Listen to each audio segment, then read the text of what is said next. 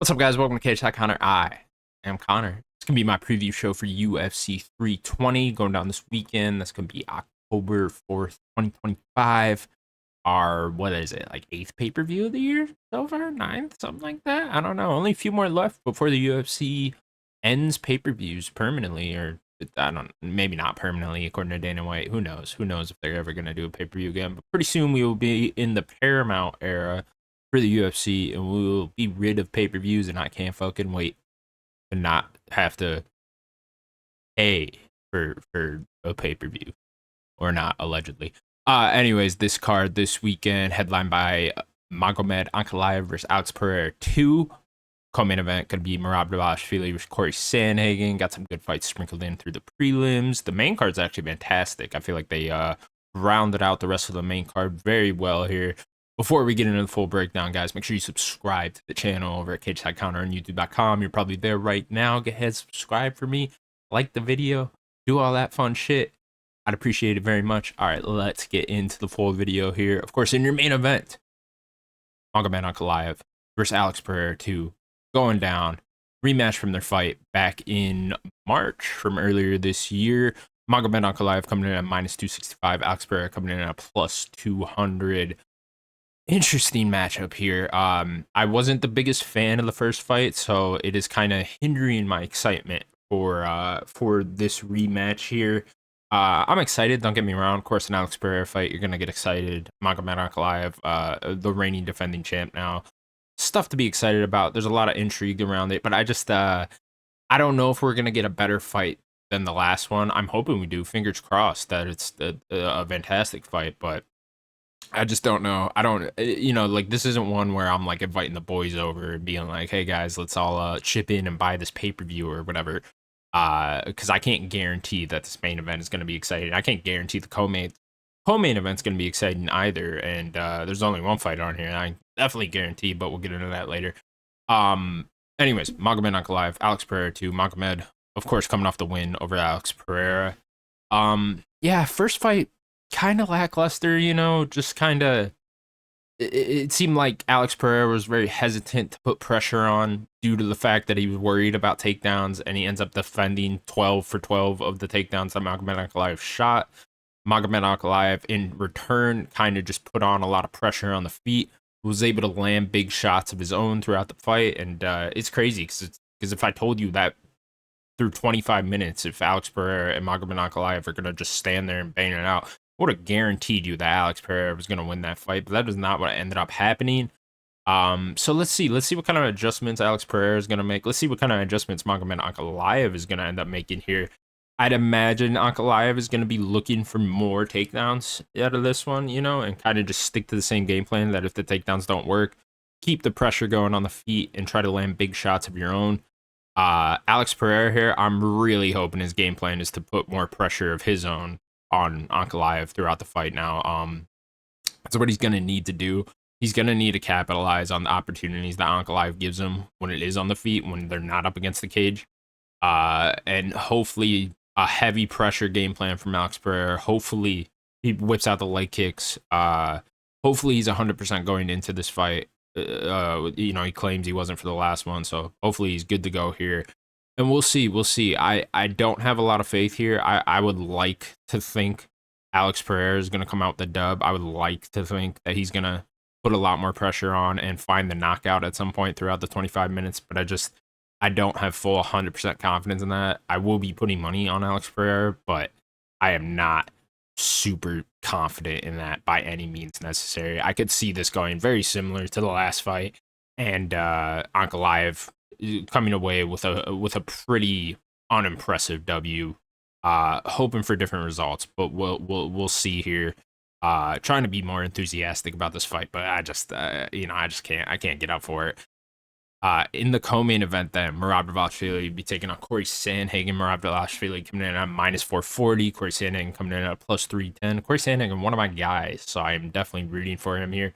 Again, though, it's maybe that's why I'm kind of just down on this card as a whole. I just feel like there's no way for Corey Sandhagen to actually win this, other than what would be a quote unquote lucky flying knee or something like that.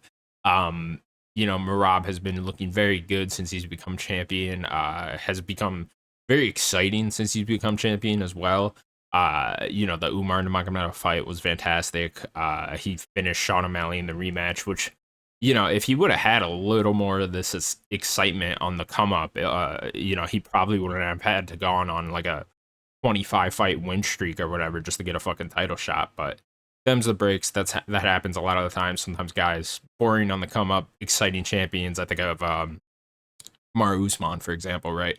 Had a very boring come up, very lackluster fights, not too many impressive things going on there. But then as soon as he becomes champion, his fights are fantastic. We get the Gilbert Burns finish, we get the Jorge Masvidal finish, we get the awesome fight that was Kobe Covington. So besides the point, what I'm saying is Merab Dvalishvili very exciting now in his championship reign. So I've kind of turned the corner on fandom on Merab, and I feel like a lot of the overall MMA community has as well. Corey Sandhagen, of course, been around for a while, UFC vet at this point, emphatic knockouts throughout his entire career, but whenever he's ran into a higher level grappler, he's kind of come up short. Umar Nurmagomedov comes to mind. Even like in the Peter Yan fight, that wasn't due to the grappling, but he just ran into a better striker that night. So he's kind of come up short when he is fighting the highest of high level opponents. Aljamain Sterling, another great example of that. So we'll see if he's able to get one over here. Happy for the man getting his title shot finally, but I don't think he's going to be able to pull it out. Merab, as I was saying, coming off the win over Sean O'Malley in the rematch, very impressive finish. Corey Sandhagen coming off the win over Davison Figueiredo. Big difference between Davison Figueiredo and Merab, though. So I'll be picking Merab, probably by decision, will be my official pick. Not going to be super happy about it. I just hope it's a good fight at the very least. Crossing my fingers, Corey Sandhagen can land one of these nasty flying knees and get Merab out of there and become champ. That'd be spectacular. That's the world I want to live in. But we probably will not end up getting that. My official pick will be Merab decision. Your next fight, then, the people's main event. The fight I am definitely most excited for on this card. Yuri Prochazka taking on Khalil Rountree. Yuri Prochazka coming in at minus 205. Khalil Rountree coming in at plus 158. God, this is going to be such a goddamn good fight. I think Yuri, obviously one of the most exciting fighters in the sport, bar none. I mean, if you want high-level, elite-level MMA fighters fighting just super that always put on just super exciting fights. Look no further than Yuri Prochazka. And I think Khalil Rountree is going to be down to have a war with him as well. I think Khalil Rountree is one of those guys you can convince throughout the fight to stand there and bang with you. Certainly no one's going to be shooting for takedowns in this fight. At least I don't think so. I mean, that might be smart for Khalil, quite honestly. But I don't know. Very interesting fight here. Khalil definitely more of a tactician with his striking. And then Yuri being the wild man, of course. God, I can't wait to see how this one actually goes. Will Khalil be able to find some openings here during the chaos that Yuri is going to bring? Is Yuri going to be able to find something wild to hit Khalil with throughout the 3 rounds? Those are the questions I have. Those are the questions we all have, and we're going to find out the answer. Yuri, of course, coming off the win over Jamal Hill. Both fighters coming off a win over Jamal Hill. Khalil's win was much sooner. When was that fight? Like June, I want to say June 2025. And Yuri beat Jamal back in January 2025. So yeah, both guys coming off wins over Jamal Hill. Yuri had the more exciting fight with Jamal Hill and was able to get him out of there. Khalil had a much safer performance against Jamal Hill and did not finish him, but looked more impressive probably throughout the 25 minutes than Yuri did throughout the 15 minutes. But Yuri was the one that was able to get the finish. And that's kind of the tale of this fight, I guess. It's, is Khalil going to be able to stay cautious and kind of pick his shots more and not make it such a chaotic fight? Or is Yuri going to be able to make it a much more chaotic fight and then make it his style kind of barn burner of a fight and able to win that way? That's kind of what I think it comes down to is which guy is able to implement their game plan enough to make it into the style of fight that they need to win. I'm going to go with Yuri. Not 100% confident on this, but I'm going to go with Yuri by KO round 3. TKO round 3 would be my official pick. I think he'll be able to find his shots throughout the fight, and that Khalil will be willing to make it a chaotic fight. And at some point, Yuri's going to clip him something big. We've seen Jamal Hill get get put out of there before in the past against lesser opponents at that. So I think Yuri's going to be able to find it, but wouldn't be surprised if we end up seeing an emphatic knockout by Khalil Roundtree either. Your next fight then, Josh Emmett taking on Yusuf Zalal. Josh Emmett coming in at plus 350, Yusuf Zalal coming in at minus 520. Yusuf Zalal riding like a 4-fight win streak right now ever since his UFC return. He's looked fantastic. 3 of those being finishes. He just picked up a decision win over Calvin Kattar. Josh Emmett coming off the loss to Lerone Murphy from earlier this year. Josh Emmett kind of on the back end of his career. I feel like we only got a small handful of fights left with Josh Emmett here. Took a long layoff after the Bryce Mitchell knockout, came back against Lerone Murphy, wasn't able to get that one done, and that was kind of the one he needed to get anywhere near title shot talks for the rest of his career. Yusuf Zalal, as I was saying, coming off the decision win over Calvin Kattar from earlier this year, looked very impressive since his UFC return. I'll be picking Yusuf Zalal here. I think he will be able to find his shots on the feet and kind of keep Josh Emmett at bay, avoid the big shots. Of course, Josh Emmett, probably the nastiest 145er right now, like in terms of knockout power at least. Hardest hitting 145er besides Jeremy Stevens. But yeah, so I think Yusuf Zalal is going to be able to kind of keep him at bay on the feet. Maybe find some opportunity for some takedowns here, although Josh Emmett very hard got to take down. Yusuf Zalal kind of becoming a big submission threat in this this new second part 2 of his UFC career, whatever the fuck you want to call it.